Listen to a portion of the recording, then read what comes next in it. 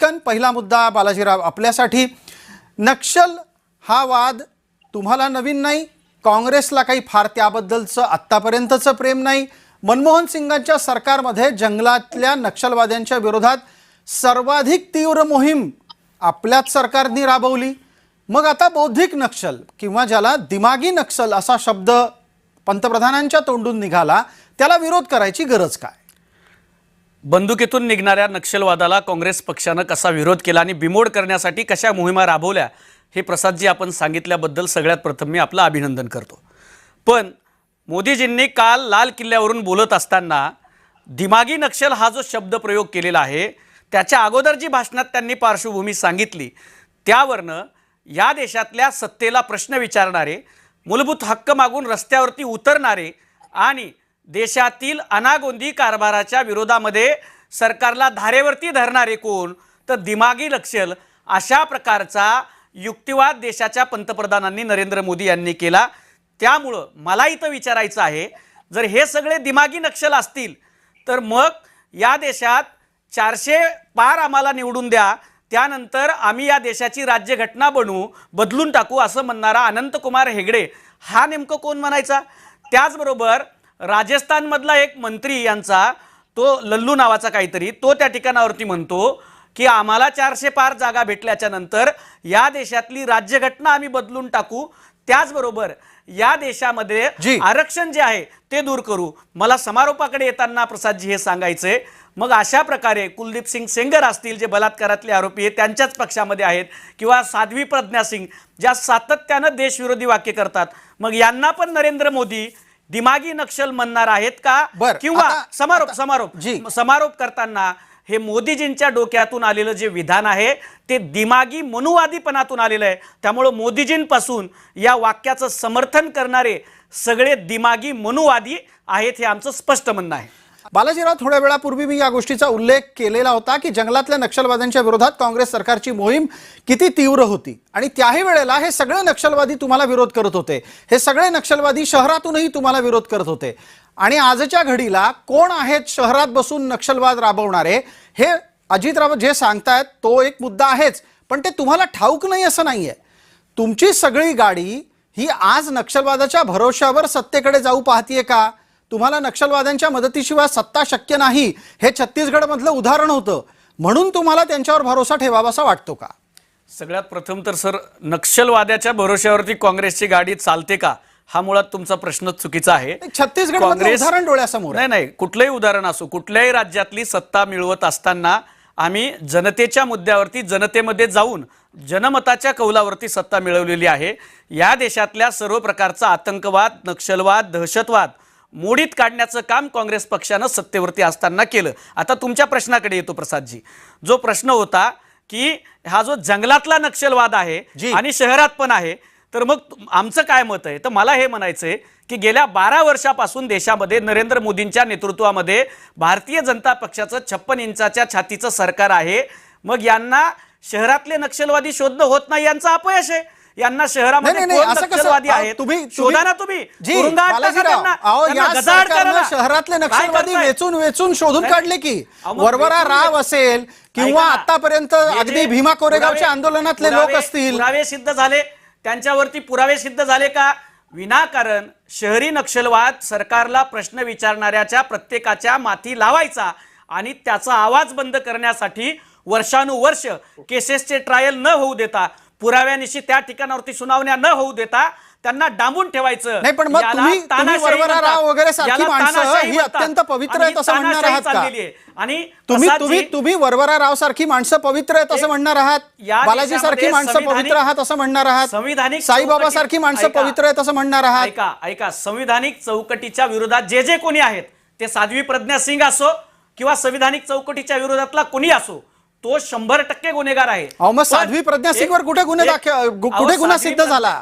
साध्वी प्रज्ञा सिंगांचे सध्याचे तुम्ही कृत्य पाहिले, किंवा तुम्हाला सांगतो यांचे किरोडीलाल मीना नावाचे एक नेते आहेत, राजस्थानमधले मंत्री आहेत, यांनी चेक करावं प्रवक्त्यांनी, भारतीय जनता पक्षाचे आमचे मित्र अजितराव यांनी, ते काय म्हणाले की 400 पार जर आम्ही गेलो तर आम्ही आरक्षण रद्द करू, घटना बदलून टाकू. अहो, आरक्षण रद्द करूचं एक वक्तव्य राहुल गांधींकडून परदेशात नाही आलं का? नाही, हे आम्ही घटना बदलून टाकू म्हणणं हे नक्षलवाद नाही. आनंद कुमार हेगडेचं वाक्य. याच्यावर प्रतिवादाची संधी देऊयात अजितरावांना. पुढे तुम्हाला सांगतो, जी. अनुराग ठाकूर काय म्हणाले, गोळी मारो म्हणाले, गोळ्या घालायची भाषा करतायत. आणि उरला प्रश्न धर्माचा. प्रसाद, मला एक मुद्दा सांगायचा, एक मिनिट मला एवढं संपू द्या. हे सांगत होते की धर्मविरोधी अमुक, यांचं धर्मविरोधी म्हणजे हिंदुत्वाचं धोरण किती दुटप्पी आहे बघा. एका राज्यामध्ये गोमाता की जय म्हणायचं आणि साऊथ ईस्ट राज्यामध्ये आणि गोव्यामध्ये गोमांस देऊ असं सांगायचं आणि गोमांस विकणाऱ्या जगातल्या बालाजीराव यासाठी थांबावं लागतं. चंदा घ्यायचा. आताच्या घडीला मला वाटतं थोडीशी वैचारिक गल्लत झालेली आहे. तुम्ही नक्षलवादी आणि कायदेशीररित्या अपराधी या दोघांना एकत्र करत आहात. अजितरावांपर्यंत जाऊ. बालाजीराव मातीत घालू पाहतायत का?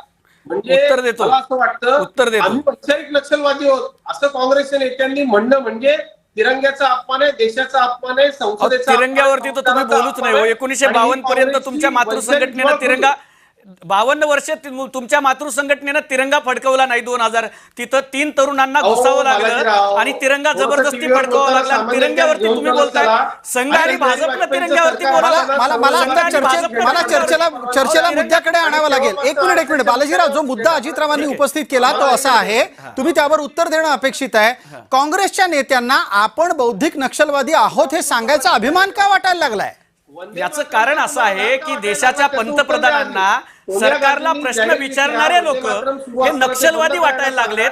त्यामुळं काँग्रेसच्या लोकांना हे सांगावं लागतंय की जर या देशातल्या सत्तेला, या देशातल्या जुलमाच्या विरोधामध्ये आवाज उचलणं, लोकांच्या हितासाठी प्रश्न विचारणं जर पंतप्रधानांना गुलामी नक्षलवादी वाटत असेल, दिमागी नक्षलवाद वाटत असेल, तर हो, आम्ही लोकांच्या हितासाठी प्रश्न विचारू, रस्त्यावरती येऊ. आणि प्रसाद सर, तुम्ही जे मागच्या वेळेस बोललात त्याचंही उत्तर देणं मला फार गरजेचं वाटतं की काँग्रेस ही नक्षलवादाच्या म्हणजे विचार सोडून बाजूला गेली आहे वगैरे जे तुम्ही म्हटलात, मी तुमचा तो गैरसमज दूर करणं फार गरजेचं आहे. एक लक्षात घ्या, काँग्रेसची कायम विचारावरती ठाम आहे. उलट या देशातला भारतीय जनता पक्ष आणि RSS यांनी ज्या ज्या लोकांना हिंदू विरोधी, त्यांचं तथाकथित हिंदुत्व आणि भाजप विरोधी, देशविरोधी ठरवलं, अशा सगळ्या काँग्रेसच्या नेत्यांना सोबत घेतलं आणि आता ते त्यांच्या हिंदुत्वाचे ब्रँड अँबॅसिडर झाले.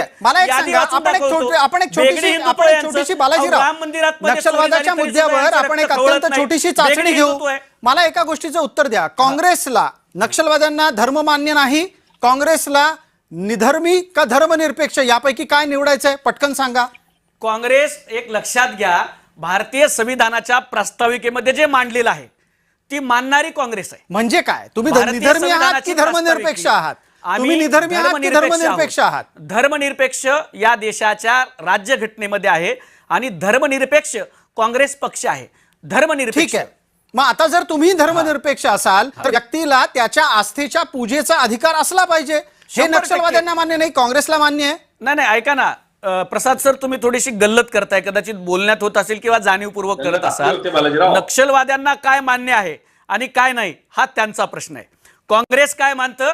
तर काँग्रेस या देशाच्या संविधानाला मानतं आणि त्या संविधानाच्या नुसार चालतं. बरोबर आहे. त्यामुळं तुम्ही जे ओढून ताडून प्रसादची प्रयत्न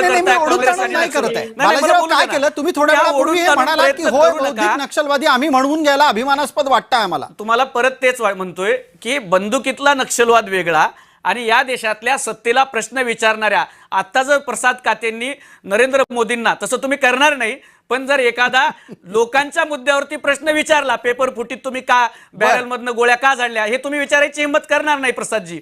पण हा प्रश्न विचारला तर उद्या तुम्ही सुद्धा दिमागी नक्षलवादी होणार. त्यामुळे दिमागी मनुवादातून बाहेर निघा प्रसादजी आणि दिमागी नक्षलवादी व्हा. तो जो मनुवाद तुम्ही मगापासून आणू पाहताय ना चर्चेमध्ये, त्या निमित्ताने एकदा अजितरावांपर्यंत जाऊ. यांना रामही मान्य नाही आणि मनुही मान्य नाही. आम्हाला राम मान्य आहे. आम्हाला राम मान्य आहे. इतकंच सांगायचंय, सीतापती राम आम्हाला मान्य आहे. पण त्या रामाच्या मंदिरात झालेली चोरी तुम्हाला मान्य आहे का? त्या रामाच्या मंदिरात झालेली चोरी तुम्हाला मान्य आहे का अजितराव? उत्तर द्या महाराष्ट्राला. त्या रामाच्या मंदिरामध्ये झालेली चोरी तुम्हाला मान्य आहे का? उत्तर द्या महाराष्ट्राला. माहिती का सर, महाराष्ट्राला उत्तर द्या तुम्ही. जे काही नाव रामाचं घ्यायचं आणि त्याच राम मंदिरामध्ये चोरी टाकायची, या देशाच्या हल्ला मारायचा, भक्तांनी तिथं कष्टाने टाकलेला पैसा चोरायचा, ती चोरी तुम्हाला मान्य आहे का? प्रसादजी विचारत आला. त्याचं याच्या उत्तर ते देतील, काँग्रेसची त्याचं उत्तर ते वैचारिक देतील. आदोलती फक्त होऊ त्यांनी शकत आपल्याला नाही. हा प्रश्न आणि निश्चित विचारलेला होता सातत्यानं की तुम्हाला राम मान्य आहे का, मनु मान्य आहे का, याच्यावरची चर्चा होती. मला वाटतं आपण अजितरावांना बाबासाहेब आंबेडकरांनी मनुस्मृती जाळली, आम्हाला तुमचा मनुवाद मान्य नाही. ऐका. ती मनुस्मृती राम मान्य आहे. राहुल पण गांधी त्या रामाच्या मंदिरात झालेली भारतीय जनता पक्ष आणि संघाच्या लोकांनी केलेली चोरी आम्हाला मान्य नाही. अजितराव उत्तर दे. यांना मान्य आहे का? ऐका बालाजीराव, अजितराव उत्तर देत आहेत ना, त्यांचं उत्तर ऐकणं गरजेचं आहे. मिनिटभराचा वेळ आहे त्यांच्याकडे. अजितराव बोला, आपण आपला मुद्दा कृपया परत एकदा ठासूनपणे सांगा, कारण ऐकायला आलं नव्हतं. या बाईला वंदे मातरमचा त्रास होतो, अशा लोकांच्या नेतृत्वाखाली आपण काम करतोय. बालाजीरावांनी विचार केला पाहिजे, त्यांच्या पूर्वजांचं या महाराष्ट्रामध्ये योगदान आहे, काहीतरी या देशामध्ये काहीतरी योगदान आहे. आणि बालाजीराव, आपण कसे विचारपूर्वक नेतृत्व निवडलं पाहिजे. आपलं नेतृत्व वंदे मातरमला विरोध करतं. अहो, वंदे मातरमवरती निवडून येण्याकरता काही 1896 करायचं साली काँग्रेसच्या अधिवेशनामध्ये वंदे मातरम स्वीकारलं. अहो, ती काँग्रेस वंदे वेगळी मातरम होती. आणि भारतीय जनता एकतर पक्षाचा मला संबंध नाही. आपल्याला एका अहो, तुम्ही मोठ्या कुठं होते गैरसमजातून स्वातंत्र्याच्या दूर लढ्यामध्ये? करायचंय. कुठं होते स्वातंत्र्य लढ्यामध्ये? कुठं होते काँग्रेस वंदे मातरम गाणारा काँग्रेसमध्ये एखादा आम्ही संघ? सुद्धा होतो. त्या काळातला ती काही संघ कोणाच्या दाखवा, बापाची काँग्रेस त्या काळातला नाही, ती या जनसंघाचा देशाची काँग्रेस दाखवा. होती. अहो, वंदे आणि त्या मातरमचा काँग्रेसमध्ये तुमचा सगळा काडी देश मात्र होता. संबंध नाही. राष्ट्रीय वंदे मातरम हे संघाचे काँग्रेसचं संस्थापक गीत आहे. बालाजीराव. वंदे मातरम हे काँग्रेसचं गीत आहे. तुम्हाला बालाजीराव. आणि तोडफोड केलेले व्हिडिओ दाखवता येतात. त्यामुळे वंदे त्या मातरम काँग्रेसचं स्वातंत्र्य चळवळीत श्रेय कुठे होतात? तुम्ही तुम्ही स्वतःला इंग्रजांचे दाखवू तळवे नका. चाटत त्या होतात, काँग्रेसचं त्यांच्यासोबत सत्तेमध्ये एक होतात. मिनिट. बालाजीराव, ऐका जरा.